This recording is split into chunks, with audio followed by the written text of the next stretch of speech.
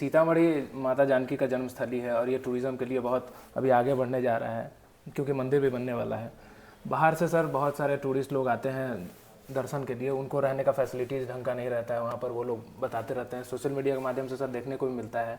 तो सर इस चीज़ पर क्या कहना चाहेंगे सर? अतिक्रमण जो है हमारे सिटी में बहुत ज़्यादा है। अतिक्रमण हटाने के दौरान सर बहुत सारे समस्या का सामना करना पड़ता है हमारे पुलिस प्रशासन को।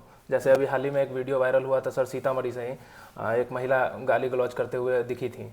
सर इस तरह के चीज़ों से कैसे सामना करते हैं, कैसे हैंडल करते हैं, कैसे टैकल करते हैं इन चीज़ों को? शिक्षा, स्वास्थ्य और इंफ्रास्ट्रक्चर, सर इन सब चीज़ में किस तरफ आप अग्रसर रह के काम करते हैं सर? बीच में ऑपरेशन क्लिनिक चला था आपका, बहुत सारे क्लिनिकों को आपने बंद करवाया, सर क्या एक्शन लिए, कैसे काम किया उस पर? सर अभी जो आईएएस का प्रिपरेशन कर रहे हैं जो स्टूडेंट, उनको क्या कहना चाहेंगे सर? क्या प्लानिंग करके चले जो उनका रिजल्ट अच्छा है सर, इसमें रैंक अच्छा है, परिणाम रहा? सर क्या है, आप सेटिस्फाइड है इससे कि और भी अच्छा रिजल्ट हो सकता था? मतलब हम लोग लगभग 74% तक पहुँचे। हम लोग अगर 75% होता तो डिस्टिंक्शन मिल जाता तो थोड़ा और खुश रहते, लेकिन नमस्कार, आप लोग देखना शुरू कर चुके हैं भारत ब्लिंक और मैं लव श्रीवास्तव आप तमाम दर्शकों का स्वागत करता हूं। इस वक्त हमारे साथ मौजूद हैं सीतामढ़ी के district magistrate IAS Shri Richie Pandey sir. सबसे पहले बहुत बहुत स्वागत है सर हमारे चैनल पर। बहुत बहुत धन्यवाद। सर सीतामढ़ी ज़िले में जब आप आए तो यहाँ पर सबसे बड़ा चुनौती सर आपके लिए क्या था? देखिए, सीतामढ़ी जिला के मुझे लगता है जो एक कुछ प्रमुख मांगे रही हैं, तो विशेष तौर पर पुनौरा धाम जो मंदिर है उसका विकास हो और दूसरा रीगा चीनी मिल पुनर्चालू हो। तो ये दो मुख्य मांग जो मुझे लगता है विगत कई वर्षों में सीतामढ़ी ज़िले में रही। और तीसरा, क्योंकि ये बाढ़ प्रवण क्षेत्र है तो यहाँ पर हमेशा से जो तटबंध मरम्मती के लिए और ऊंचीकरण के लिए, उसके कालीकरण पक्कीकरण के लिए भी मांग रही। तो मुझे लगता है ये प्रमुख तीन ज्वलंत मुद्दे थे जब मैं सीतामढ़ी ज़िले में पदस्थापित हुआ। सर बीच में ऑपरेशन क्लिनिक चला था आपका, बहुत सारे क्लिनिकों को आपने बंद करवाया, सर क्या एक्शन लिए, कैसे काम किया उस पर? नहीं, देखिए, इसमें जो भी इस प्रकार के जो हमारे क्लिनिक हैं जो निबंधित नहीं है सिविल सर्जन कार्यालय से, जहाँ पे हमारा पर्याप्त डॉक्टर नहीं है, नर्स नहीं है, उपस्कर नहीं है, संसाधन नहीं है, और वो गलत तरीके से मरीज़ों का इलाज करते हैं, उनको गलत दवा लिखते हैं, गलत तरीके से ऑपरेशन किए जाते हैं, तो ये जो यहाँ की जनता है, आम नागरिक हैं, उनके जान माल के साथ बिल्कुल स्पष्ट है कि एक खिलवाड़ है। और बहुत बार ऐसा होता है कि जो हमारे सरकारी जो सदर अस्पताल है या जो अन्य स्वास्थ्य संस्थान है, वहाँ से बिचौलियों के माध्यम से, दलाल के माध्यम से जो हमारे भोली भाली जनता होती है उनको वहाँ ले जाया जाता है। तो उस पर हम लोग कठोर कार्रवाई करने का हम लोगों ने एक प्रण लिया है और ये एक सतत कार्रवाई हम लोग कर रहे हैं। जहाँ से भी हम लोग को सूचना मिलती है, मीडिया के माध्यम से, गुप्त सूत्रों से, व्हाट्सएप पे, फ़ोन से, कहीं से भी, तो सभी हम लोगों ने जो शहरी क्षेत्र में और इवन ग्रामीण क्षेत्र में भी इस प्रकार के जो भी अस्पताल हैं जो निबंधित नहीं हैं या निबंधित हैं और वहाँ पे बेहतर उचित व्यवस्था नहीं है, तो उन पर कठोर कार्रवाई की जा रही है और ये लगातार चलती भी रहेगी।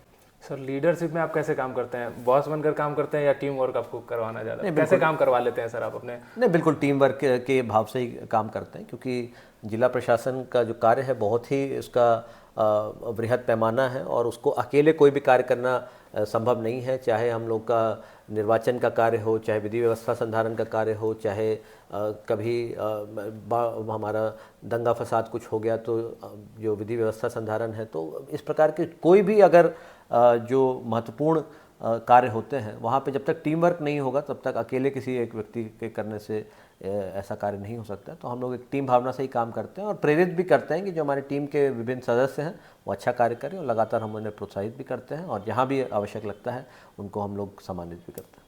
सर मैं आपसे ये पूछना चाहूँगा, शिक्षा, स्वास्थ्य और इंफ्रास्ट्रक्चर, सर इन सब चीज़ में किस तरफ आप अग्रसर रह के काम करते हैं सर?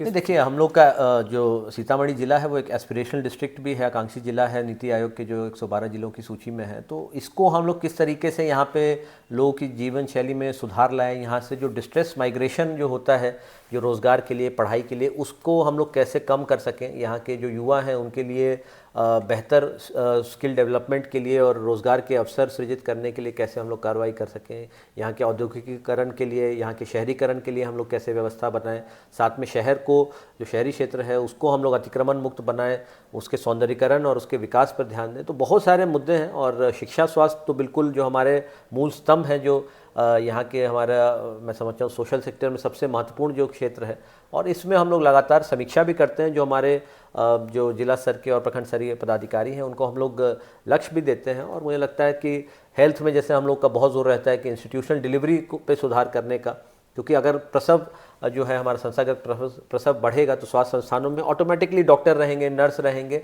बेहतर व्यवस्था होगी, उसका एक अपना एक मल्टीप्लायर इफेक्ट है। इसी तरीके से शिक्षा में अगर हम लोग एनरोलमेंट पर फोकस करते हैं और साथ ही साथ quality of education, learning outcomes पे फोकस करते हैं, उसके लिए हम लोग लगातार टेस्ट भी लेते हैं बच्चों का, और हम लोग स्कूल्स का रैंकिंग का भी हम लोगों ने प्रणाली बनाया है। अभी हाल में हम लोगों ने ऑनलाइन बोधायन लाइव क्लासेस भी प्रारंभ की।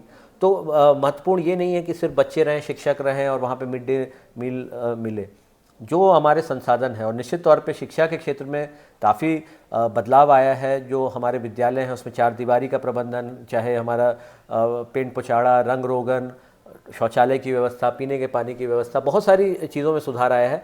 अब हमारे लिए सबसे महत्वपूर्ण लक्ष्य है कि बच्चे वहाँ पे पढ़ें और उनका जो लर्निंग आउटकम्स हैं उसमें सुधार आए। और इसी तरीके से स्वास्थ्य में भी मैन पावर की कोई कमी नहीं है। हमारे डॉक्टर्स, नर्स और अन्य जो हमारा जो स्टाफ है बहुत है, पर्याप्त मात्रा में है। अब वो सब वहाँ पे रहें, अपनी ड्यूटी और अपने दायित्वों को सही तरीके से निर्वहन करें और बेहतर तरीके से हम लोग को फीडबैक भी मिले पब्लिक से, ताकि उनको हम समझते हैं कि उनके ब्लॉक लेवल पे या उनके पंचायत लेवल पे जो हमारा हेल्थ एंड वेलनेस सेंटर है वहीं पे इतनी बेहतर सुविधाएं मिल पाए कि बहुत गंभीर मरीज़ हैं उन्हीं को प्रखंड या जिला स्तर पर आना पड़े।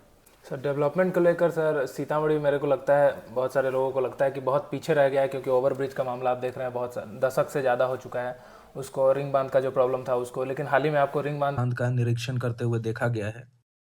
मतलब क्या लगता है सर, कब तक ये सब? नहीं, बिल्कुल ये सब हम लोग के प्रायोरिटी एजेंडा में सारे मुद्दे हैं। और जो रिंग बांध के रोड का 2 स्ट्रेच का निर्माण है उसको हम लोगों ने मुख्यमंत्री समग्र विकास योजना के तहत पहले ही उसको स्वीकृत करा लिया था। और चूँकि उसको योजना का जो स्वीकृत राशि है वो 3 करोड़ से ज़्यादा है, तो उसकी जो प्रशासनिक स्वीकृति है वो भी विभागीय स्तर से मिली। और साथ में उसका जो टेंडर है उसका डिस्पोजल भी अभी मुख्यालय से स्तर से किया जा रहा है, अंतिम चरण में ही है। हम लोग आशा करते हैं जल्द से जल्द वहाँ पे एजेंसी को कार्य आवंटित किया जाएगा और काम प्रारंभ भी होगा। और निश्चित तौर पे इससे जो यहाँ के नागरिक हैं उनको काफ़ी रिलीफ मिलेगा। साथ में हमारा एक महत्वपूर्ण जो गौशाला खैरवार रोड है उसका भी हम लोगों ने DPR मतलब ये फिजिबिलिटी रिपोर्ट और प्रिलिमिनरी उसका एस्टिमेट वगैरह बनवा के पथ निर्माण विभाग को भेजा है, उसको भी हम लोग परस्यू कर रहे हैं। तो ये कुछ प्रमुख रोड हैं, रोड प्रोजेक्ट हैं जिस पर हम लोग लगे हुए हैं और निश्चित इस पर हम लोग को बेहतर कुछ परिणाम मिलेंगे। रेल ओवरब्रिज में जो एजेंसी काम कर रही है उसका भी हम लोग लगातार समीक्षा करते हैं और ज़रूर उनकी प्रगति उनके तरफ से जो रही है बहुत संतोषजनक नहीं रही है। हमारे कार्यालय की तरफ से जो भी भू अर्जन की प्रक्रिया थी, डिमार्केशन की प्रक्रिया थी, इंक्रोचमेंट हटाने की प्रक्रिया थी, या जब भी एजेंसी ने उन्होंने ब्लॉक मांगा कि वहाँ पर ट्रैफिक के परिचालन को रोका जाए, तो पूरा हम लोगों ने सहयोग दिया है।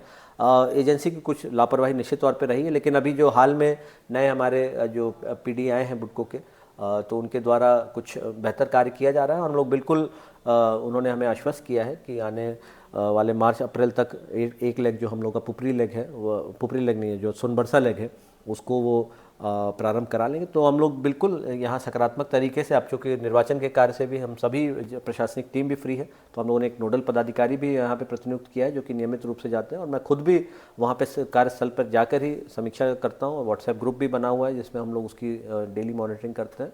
और इसी तरीके से हमारा स्टॉर्म वाटर ड्रेनेज का जो प्रोजेक्ट है, क्योंकि शहर में जल जमाव से भी ग्रसित रहा है, तो उसको भी हम लोग लगातार मॉनिटरिंग कर रहे हैं।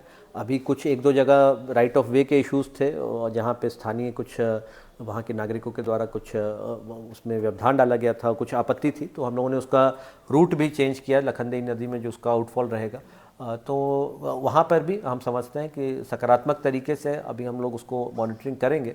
और वहाँ पे भी हमारे नोडल पदाधिकारी नियमित रूप से जा रहे हैं, जहाँ पर भी बिजली पोल हटाना है, शिफ्टिंग के इश्यूज़ हैं, इंक्रोचमेंट के इश्यूज़ हैं, डिमार्केशन के इश्यूज़ हैं, वर्क क्वालिटी के इश्यूज़ हैं, कोई भी इशू है तो उसको हम लोग मॉनिटर कर रहे हैं। और इसके लिए हम लोग लगातार जो बुडको है या बिहार राज्य जो पुल निर्माण निगम, सॉरी मैं वहाँ बुडको बोल दिया था, पुल निगम का प्रोजेक्ट है हमारा ROB का, तो वहाँ पे हम दोनों के मुख्यालय से भी टच में हैं ताकि एजेंसीज़ के जो कार्यकलाप हैं उसके बारे में हम वरीय पदाधिकारियों को भी अवगत कराएं। सर मैं आपसे सर ये कहना चाहूँगा सर, सीतामढ़ी माता जानकी का जन्मस्थली है और ये टूरिज़्म के लिए बहुत अभी आगे बढ़ने जा रहा है, क्योंकि मंदिर भी बनने वाला है।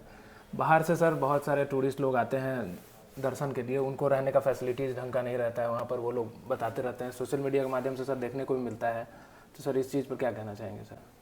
नहीं देखिए, हम लोग का वहाँ पे जो पर्यटन विभाग के माध्यम से वहाँ पे जो डॉर्मेट्री का निर्माण किया गया था, यात्री निवास का निर्माण किया गया था, तो वो सबको भी हम लोग एक्सेसिबल रखेंगे। जो हमारे जो पर्यटक आते हैं और जो यहाँ पे पिलग्रिम्स आते हैं उनके लिए वो रहेगा। और आने वाले समय में देखिए, अभी जो ज़मीन अधिग्रहण हो रहा है, तो इसके साथ ही साथ सीतापुरम सैटेलाइट टाउनशिप की भी कैबिनेट ने स्वीकृति दी है। तो जब शहर का विस्तारीकरण होगा, निश्चित तौर पे और बहुत सारे होटल्स, लॉजेस, धर्मशाला बनेंगे, खुलेंगे। और हम लोग का अभी सर्किट हाउस भी एक नया जो G+2 का सर्किट हाउस भी अप्रूव हुआ है, उसको भी प्रशासनिक स्वीकृति मिल गई है, उस पर भी जल्द ही कार्य प्रारंभ होगा। तो हम लोग समझते हैं आने वाले समय में जो प्राइवेट सेक्टर और हमारा जो पब्लिक सेक्टर है, दोनों मिलके काफ़ी हम लोगों का जो अकोमोडेशन का कुछ कंस्ट्रेंट्स रहते हैं, उसमें ज़रूर एक यहाँ पे जो पुराना होटल है उसको भी रीडेवलप किया जा रहा है पर्यटन विभाग के द्वारा।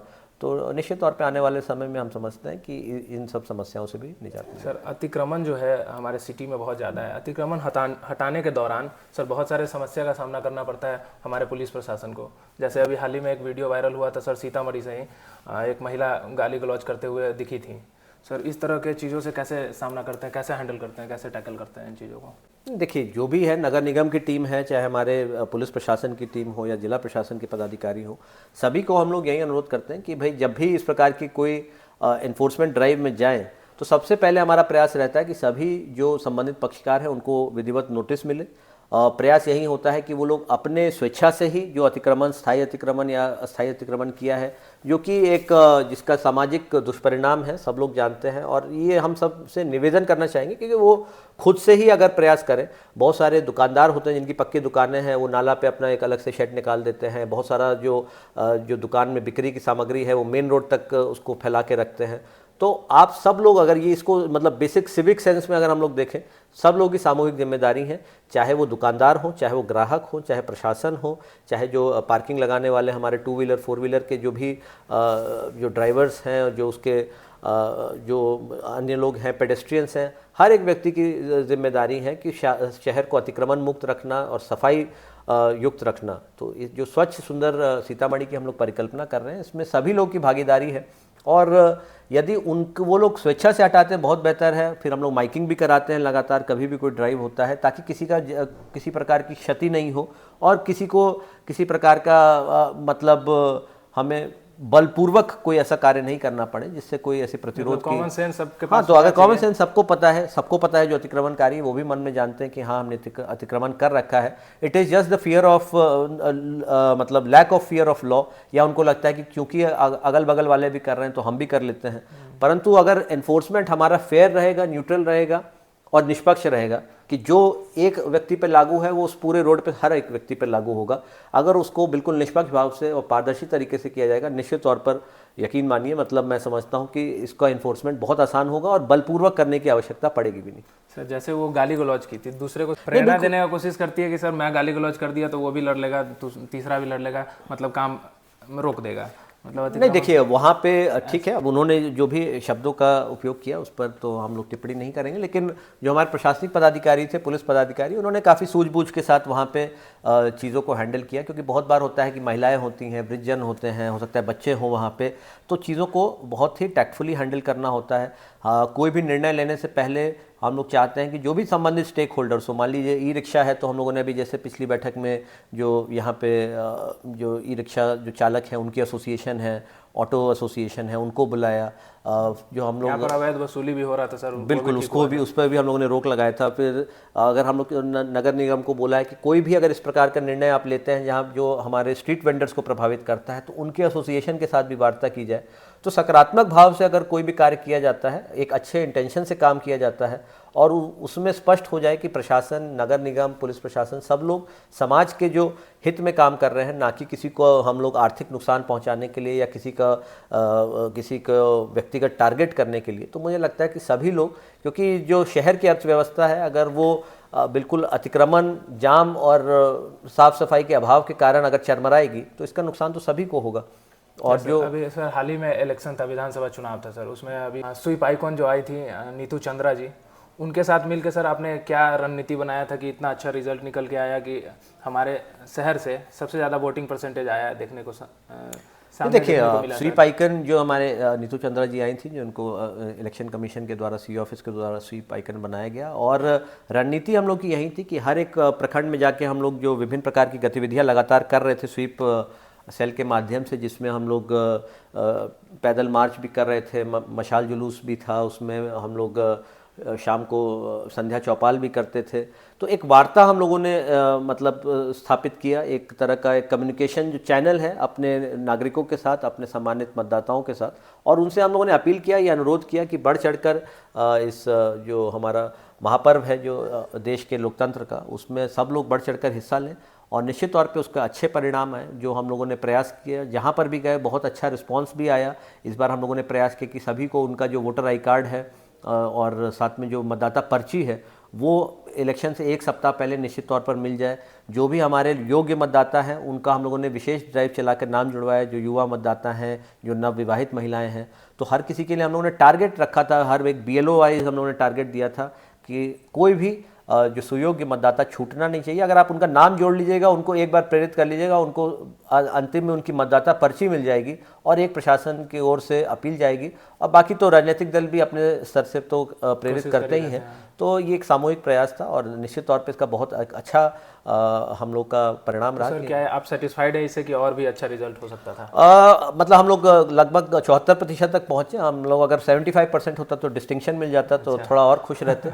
लेकिन ठीक है, मतलब हम लोगों ने अपनी तरफ से जो प्रयास किया, मैं मतलब सभी की तरफ मैं आभार भी प्रकट करना चाहता हूँ। और निश्चित तौर पे हमारे लिए काफ़ी एक अच्छी अपेक्षा प्रगति और वृद्धि हुई, जो कि पूरे राज्य में, मतलब सीतामढ़ी जिले में जो हम लोग का जो वृद्धि हुई वो टॉप 5-6 जिलों में था। तो ये हमारे लिए जन शिकायत निवारण में भी सीतामढ़ी को आपने 11वें स्थान में शायद ला कर रख दिया है सर। क्या प्लानिंग करके चलते हैं इतना अच्छा सर, आपका स्ट्रैटेजी रहता है?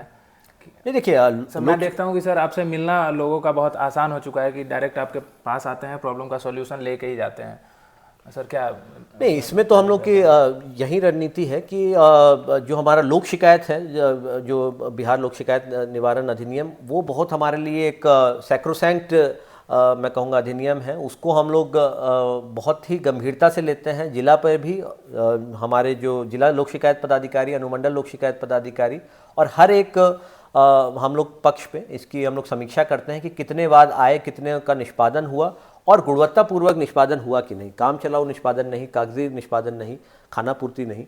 और जो मामले मेरे पास द्वितीय अपील में आते हैं उसका भी सही से निष्पादन हो, हम लोगों को प्रॉपर मतलब अंतिम रिपोर्ट मिले, अंतिम प्रतिवेदन मिले, कोई प्रक्रियाधीन करके प्रतिवेदन नहीं मिले या कोई आश्वासन नहीं मिले कि अगले 1 महीने में करा दिया जाएगा। क्योंकि हम लोग भी जानते हैं कि प्रशासनिक कार्य इतने ज़्यादा होते हैं कि हो सकता है बाद में कोई फिर उसको ट्रेस नहीं कर पाए।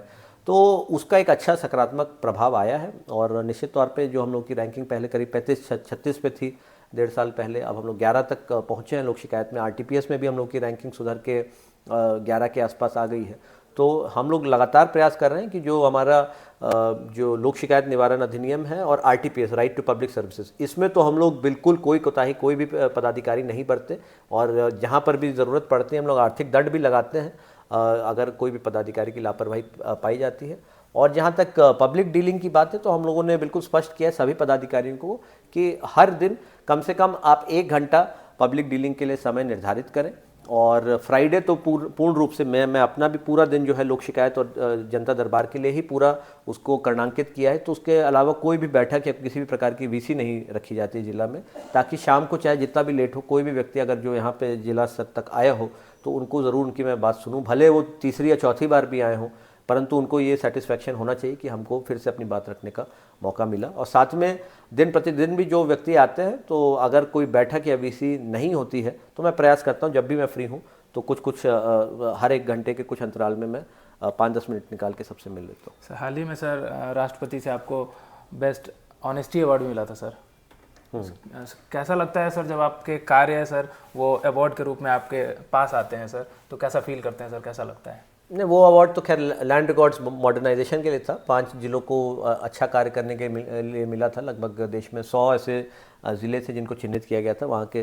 तो अवार्ड देखिए कोई भी होता है तो वो पूरे टीम का होता है, जिला प्रशासन का होता है। हम तो बस प्रतिनिधित्व करते हैं जिला प्रशासन का। लीडरशिप तो सर आप ही का रहता है। हाँ, लीडरशिप निश्चित तौर पर रहता है, लेकिन हम लोग जो भी अवार्ड लेते हैं on behalf of district administration हम लोग लेते हैं, तो अच्छा लगता है। अगर कोई भी कार्य किसी भी स्तर पर किसी भी मन से अगर उसको सराहा जाता है या उसको अप्रिशिएट किया जाता है तो ये हम लोगों के लिए एक हमारा मनोबल इससे ऊंचा रहता है और आगे अच्छा कार्य करने के लिए प्रेरणा देता है। सर सीतामढ़ी सर बाढ़ ग्रसित एरिया है सर, तो यहाँ के लिए सर आपका लॉन्ग टर्म स्ट्रेटजी सर क्या रहता है डिजास्टर मैनेजमेंट को लेकर?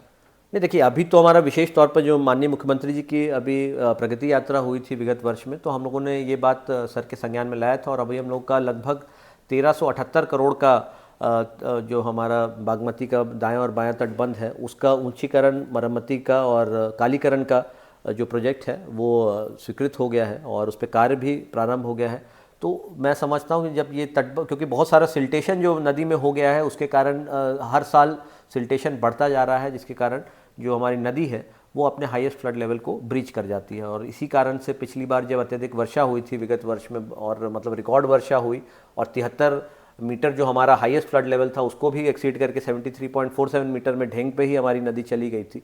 तो निश्चित तौर पे अगर ये जो ऊंचीकरण का कार्य होगा और बांध को और सुदृढ़ किया जाएगा और उस पर परिचालन के लिए कालीकरण करते हुए एक पिच रोड भी बनाई जाएगी तो इससे सुगमतापूर्वक परिवहन का भी एक ये साधन बनेगा और साथ ही साथ हमारा जो तटबंध है वो भी सुरक्षित रहेगा।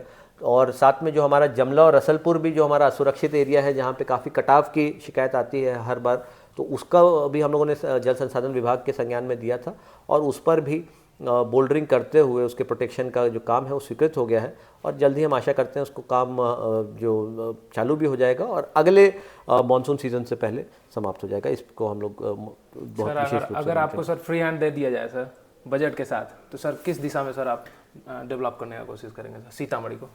नहीं देखिए, अभी जो फ्री हैंड तो मतलब है ही, हम लोग अपनी तरफ से जो कार्य करते हैं विभागों के पास देखिए कोई बजट का या संसाधन की कोई कमी नहीं है। अभी सरकार की ओर से जो विभिन्न महत्वाकांक्षी योजनाएं चलाई जा रही हैं हर एक योजना पे सरकार का ध्यान है, हर एक विभाग पे सरकार का ध्यान है और जैसा कि आप लोग देख रहे हैं सीतामढ़ी ज़िले में भी विभिन्न विकास के बहुत सारे कार्य हुए हैं।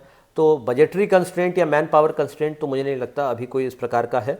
अभी बस ये है कि पूरी टीम को हमें मोबिलाइज रखना है, मोटिवेटेड रखना है और जहाँ पे भी कुछ स्थानीय कठिनाई है, व्यवहारिक समस्याएं होती हैं, धरातल पे जब कार्य करने में कुछ स्थानीय व्यवस्था होती है, कुछ विरोध होता है, उसको किस तरीके से हम लोग रैशनलाइज करें, लोगों को मोटिवेट करें ताकि जो हमारे बड़े जो परियोजना है उसमें किसी प्रकार की बाधा नहीं आए।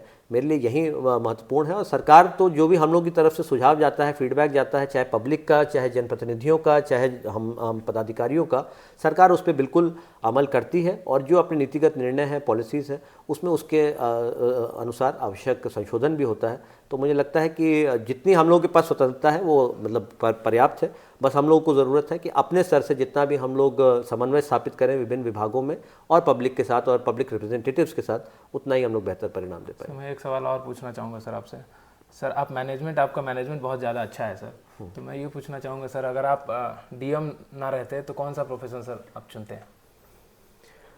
नहीं, अगर डीएम नहीं रहते तो मतलब मैं पहले बैंकर था, मैं मतलब एमबीए करने के उपरांत मैं बैंकिंग सेक्टर में था, तो हो सकता है मैं बैंकिंग क्षेत्र में रहता, वहीं पर मैं आगे अच्छा कार्य करना चाहता हूँ और इसलिए हो सकता है कि मैं अभी भी बैंकर्स की काफ़ी विस्तृत समीक्षा करता हूँ और उनसे यही अनुरोध करता हूँ कि हमारे ज़िले में एडिक्वेट हम लोग क्रेडिट कवरेज इंश्योर करें, जो क्रेडिट डिपॉजिट रेशियो है उसको बढ़ाएं और जो यहाँ के लघु उद्यमी हैं, पशुपालक हैं, मत्स्य पालक हैं, जो यहाँ के किसान हैं, जो यहाँ के स्टूडेंट्स हैं, उनको प्रॉपर एडिक्वेट अगर वो ऋण मिलेगा तो बहुत सारा जो उनका मैं समझता हूँ कि मनोबल भी ऊंचा होगा, उनको बेहतर संसाधन भी मिलेंगे और जो हमारे ज़िले की जो अर्थव्यवस्था है उसमें एक काफ़ी विजिबल सुधार आएगा। तो बिल्कुल हम लोग यहीं बैंकर से हम लोग लगातार अनुरोध करते हैं। सर अभी जो आईएएस का प्रिपरेशन कर रहे हैं जो स्टूडेंट, उनको क्या कहना चाहेंगे सर? क्या प्लानिंग करके चले जो उनका रिजल्ट अच्छा है सर, इसमें रैंक अच्छा है?